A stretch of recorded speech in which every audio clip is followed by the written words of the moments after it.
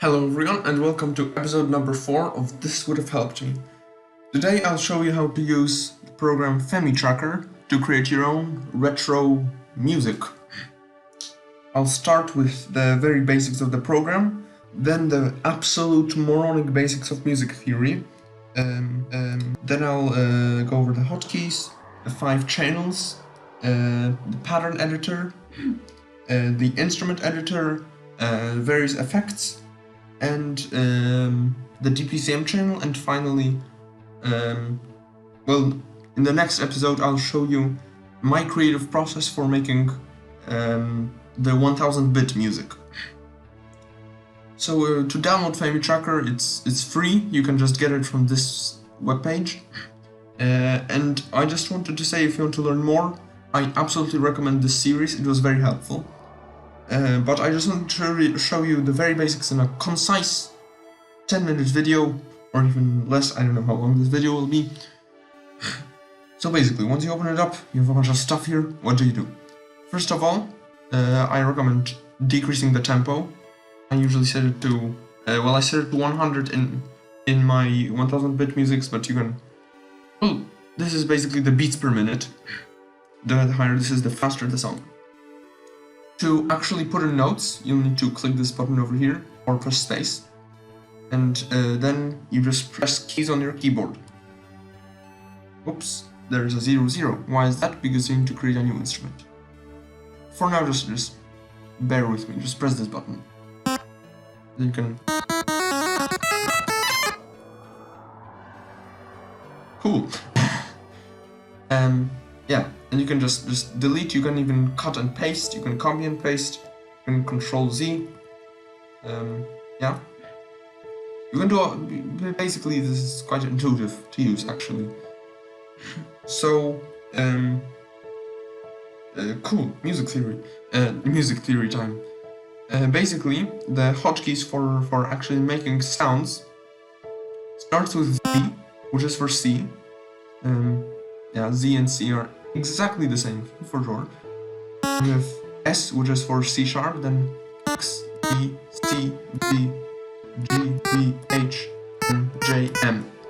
And if you've played a piano before, then you know where this pattern comes from. Basically, like the pattern of a piano, basically.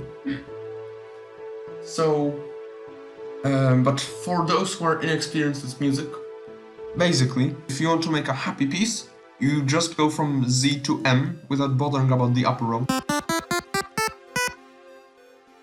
If you want to make a sad piece, then you do Z, X, D, V, B, H, J.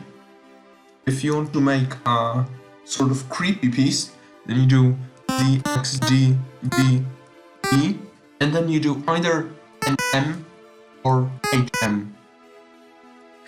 And then finally, if you want to make a sort of a cool sounding piece, or like techno, like dance stuff, then you want to miss out some of the tones, and you want to actually do D, Z, D, V, E, J.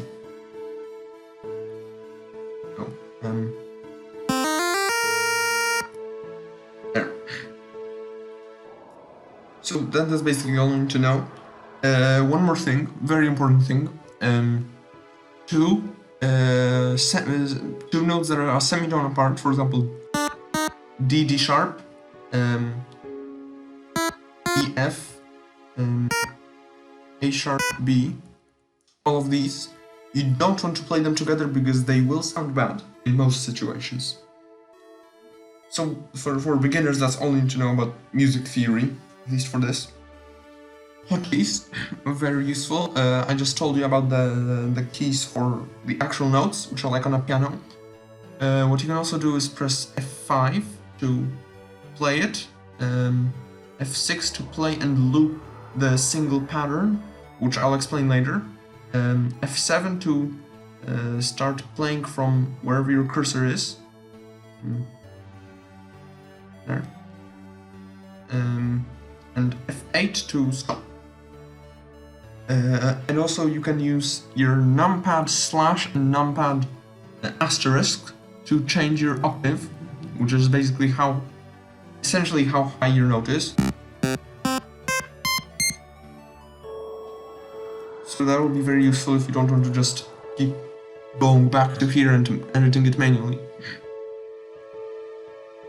Okay, channels. You've got 5 channels. Pulse 1, Pulse 2, Triangle, Nose, DPCM.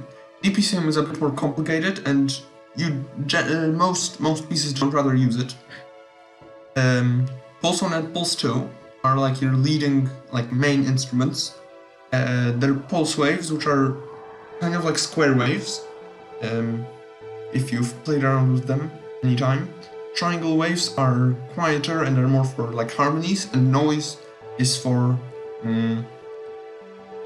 like percussion, or maybe some kind of like breaths, if you make it fade in and then out. Noise basically generates like a random value every tick, so it goes like pulse has a regular pattern like this, triangle has also a regular pattern, and noise is just completely random. That's why it's kind of like such a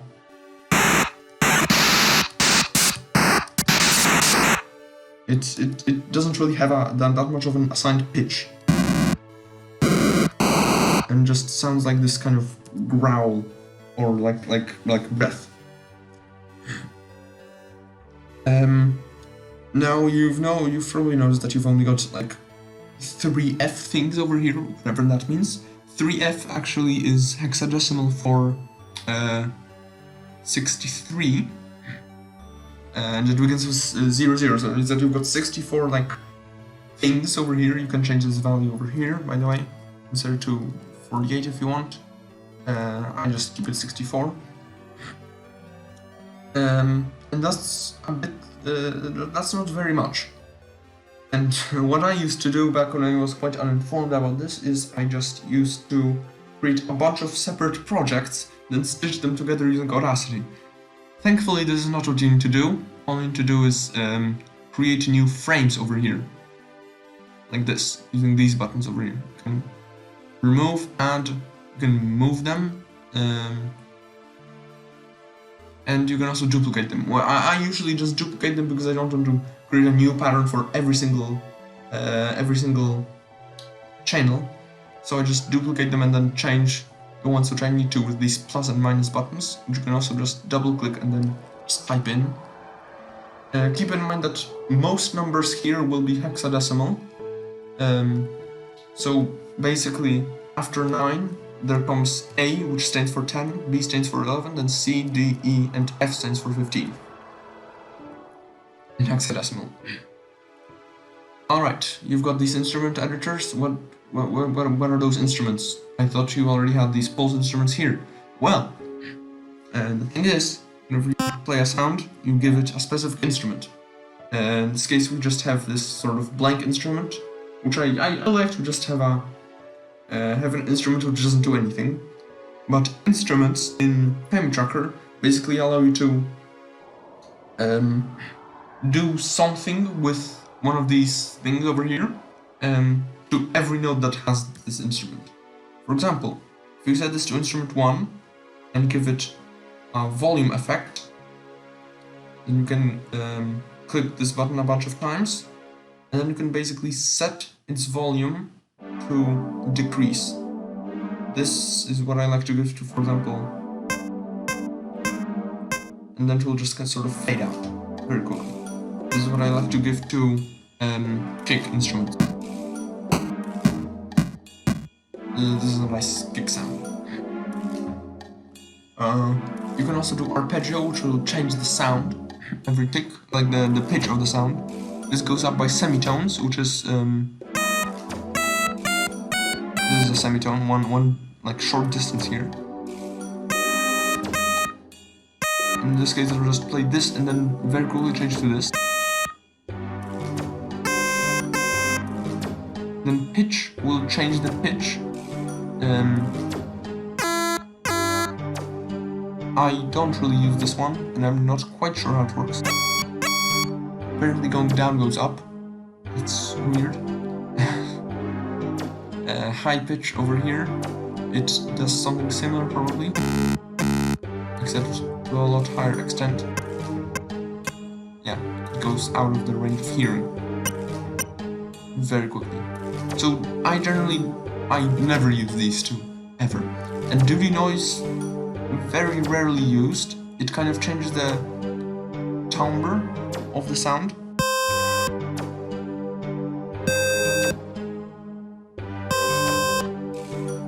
And then zeros.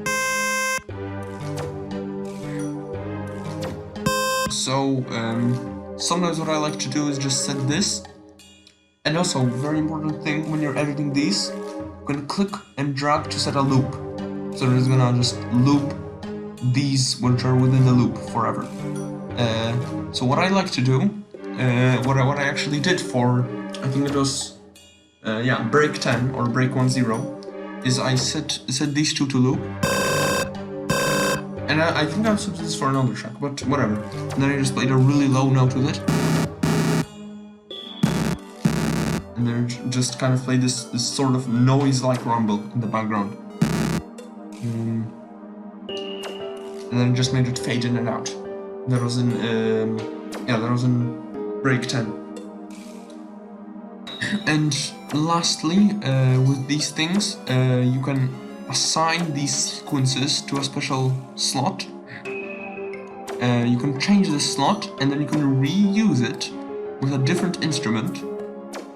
So if I take this, it will originally be one, but you can use the same kind of volume effect for two separate instruments. That's quite useful. And in fact, this is also why these patterns exist, so that you won't have to just unnecessarily repeat writing specific sounds, because it would be it would waste space on the NES, which is what this program is made for. Okay, cool. Effects. Speaking of effects, volume, you just input the volume from 0 to F over here. F is full volume, 0 is none.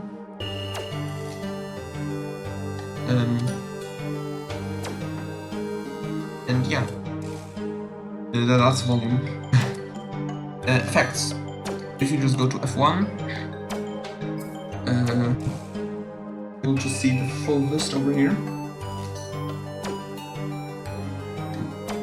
But the ones that I think are most important would be volume slide, A01, will fade it out very slowly, and A10 will fade in. And if you increase the sound, it'll fade in way faster, or fade out. And an important thing to note here is that this actually dynamically changes the volume value here. So if you play like this, then you won't even be able to hear it, you'll have to set it to F.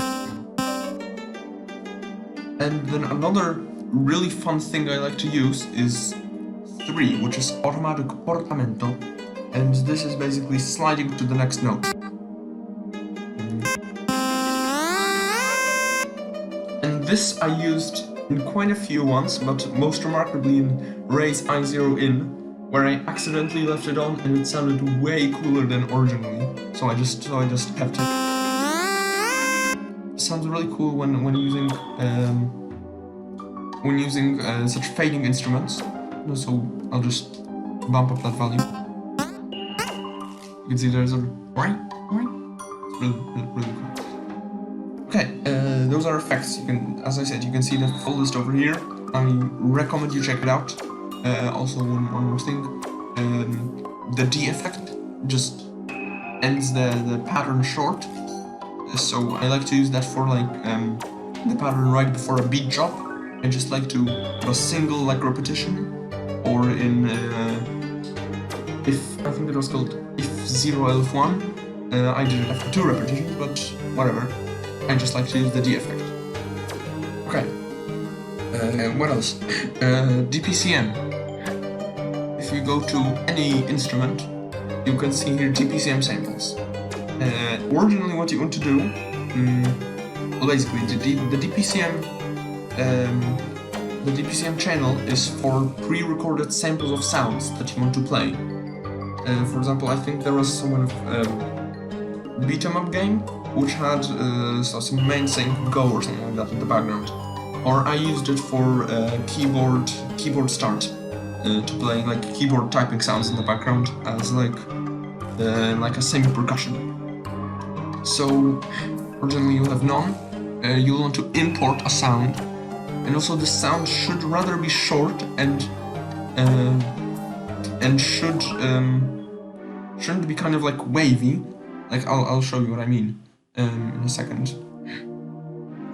Originally, it's here.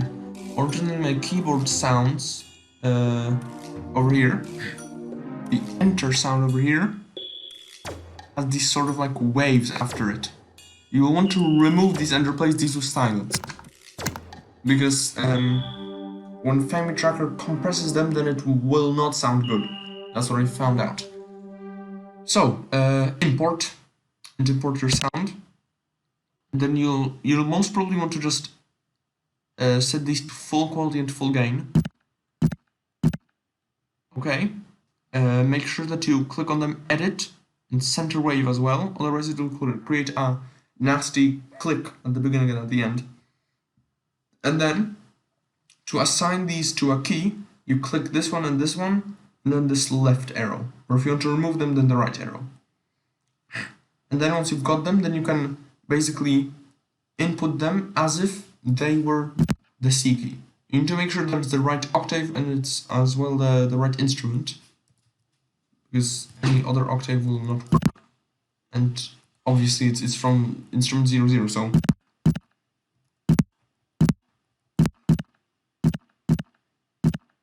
and this is how we can use the DPCM channel. So those are the very basics of FamiTracker. In my next episode, I'll show you my creative process behind making a new track. And thank you for watching. I'm currently developing a binary programming game called 1000-bit. If you enjoyed this episode of This Would Have Helped Me, then I'd really appreciate it if you joined the Discord in the description.